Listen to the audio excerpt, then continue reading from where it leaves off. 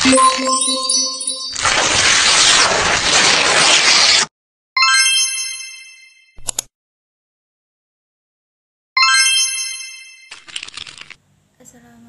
warahmatullahi wabarakatuh. Saya Laura Lisa, NIM 3219239 akan menyampaikan materi tentang teori permintaan Islami. Yang pertama adalah konsep permintaan Islami. Teori permintaan Islami membahas tentang permintaan barang halal, barang haram, dan hubungan antara keduanya. Dalam motif permintaan Islam, menekankan pada tingkat kebutuhan konsumen terhadap barang tersebut. Menurut salah satu pakar, yaitu menurut Muhammad, permintaan adalah banyaknya jumlah barang yang diminta pada suatu pasar tertentu dan dalam periode tertentu pula.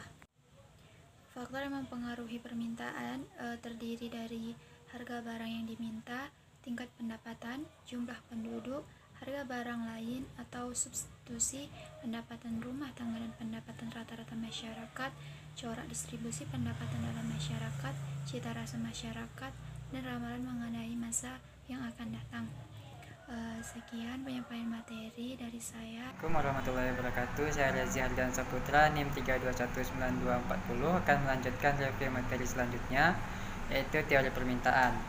Teori permintaan menurut Muhammad adalah perbandingan luas antara permintaan terhadap harganya, yaitu apabila permintaan naik maka harga relatif akan naik, sebaliknya permintaan turun maka relatif harga akan turun. Teori permintaan itu ialah perbandingan lurus antara permintaan terhadap harganya. Apabila permintaan naik maka harga itu juga relatif akan naik, begitupun sebaliknya. Jadi dalam permintaan kita harus menyesuaikan dengan kebutuhan kita, bukannya sekedar menuruti segala keinginan kita.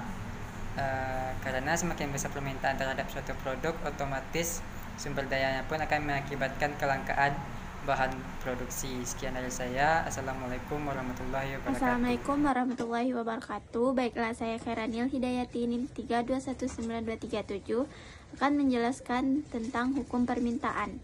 Hukum permintaan adalah suatu hal yang menyatakan bahwa kenaikan harga akan menyebabkan penurunan jumlah barang yang diminta. Singkatnya, hukum permintaan adalah jumlah yang dibeli yang berbanding terbalik dengan suatu harga.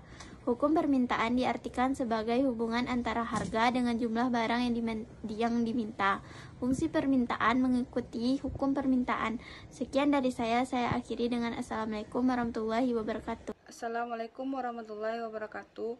Baiklah, saya Nur Azizah, NIM 3219241 akan melanjutkan penjelasan materi tentang bunyi hukum permintaan. Bunyi hukum permintaan adalah: jika harga suatu barang meningkat, maka jumlah barang yang diminta akan turun. Sebaliknya, jika harga suatu barang turun, maka jumlah barang yang diminta akan meningkat. Contoh hukum permintaan adalah ketika ada kenaikan selera konsumen akibat tren yang ada, maka hal itu akan memicu kenaikan permintaan. Assalamualaikum warahmatullahi wabarakatuh. Perkenalkan, nama saya Oktadian Dwinda, NIM 3219218. Baiklah, di sini saya akan melanjutkan presentasi dari kelompok kami, yaitu bagian C, faktor-faktor yang mempengaruhi permintaan dalam Islam. Faktor-faktor yang mempengaruhi permintaan dalam Islam ini terbagi menjadi 6. Yang pertama yaitu pendapatan konsumen. Yang dimaksud dengan pendapatan konsumen yaitu pendapatan konsumen akan meningkat apabila daya beli konsumen meningkat. Hal ini akan meningkatkan jumlah pembeli. Yang kedua yaitu harga barang lain yang terkait. Yang dimaksud dengan harga barang lain yang terkait ini terbagi menjadi 2, yaitu barang substitusi dan barang komplementer. Barang substitusi di sini yaitu barang pemuas kebutuhan manusia yang sifatnya saling menggantikan. Sedangkan barang komplementer merupakan barang yang kegunaannya saling melengkapi satu sama lain. Contohnya saja, permintaan kopi akan menurun apabila gula naik. Yang ketiga yaitu selera konsumen. Yang dimaksud dengan selera konsumen di sini yaitu Islam tentu saja tidak melarang seseorang untuk mengikuti seleranya selama selera itu tidak bertentangan dengan prinsip syariah Islam. Contohnya saja Nabi Muhammad SAW juga mempunyai selera, yaitu menyukai makanan dari labu, dan beliau juga menyukai jenis gamis. Yang keempat yaitu maslahat, merupakan tujuan utama dalam mengkonsumsi barang, karena maksimasi maslahah merupakan cara untuk mencapai kesejahteraan di dunia dan akhirat. Yang kelima yaitu jumlah penduduk. Jumlah penduduk di sini yaitu sangat mempengaruhi permintaan. Contoh permintaan yaitu semakin banyak jumlah penduduk, maka akan meningkat permintaan suatu barang. Yang keenam yaitu ekspektasi atau harapan. Ekspektasi atau harapan di sini yaitu memperkirakan harga barang atau jasa naik karena faktor atau penyebab yang akan terjadi apapun itu. Bismillahirrahmanirrahim. Assalamualaikum warahmatullahi wabarakatuh. Baiklah, saya Self-Felicia Dukmi dengan NIM 3219215 akan melanjutkan pembahasan materi yang berikutnya tentang faktor-faktor yang mempengaruhi permintaan dalam Islam. Ibnu Taimiyah dalam kitab Majmu' Fatwa menjelaskan bahwa hal-hal yang mempengaruhi terhadap permintaan suatu barang antara lain yang pertama adalah keinginan atau selera masyarakat atau ragbah terhadap berbagai jenis barang yang berbeda dan selalu berubah-ubah.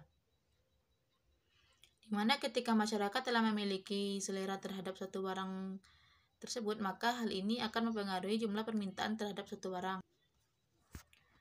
Selanjutnya adalah jumlah para peminat atau tulab terhadap suatu barang. Jika jumlah masyarakat yang menginginkan suatu barang semakin banyak, maka harga barang tersebut akan semakin meningkat. Dalam hal ini dapat disamakan dengan jumlah penduduk, di mana semakin banyak jumlah penduduk, maka semakin banyak jumlah peminat pada suatu barang. Selanjutnya adalah kualitas pembeli dalam al-mu'awid, di mana tingkat pendapatan merupakan salah satu ciri kualitas pembeli yang baik.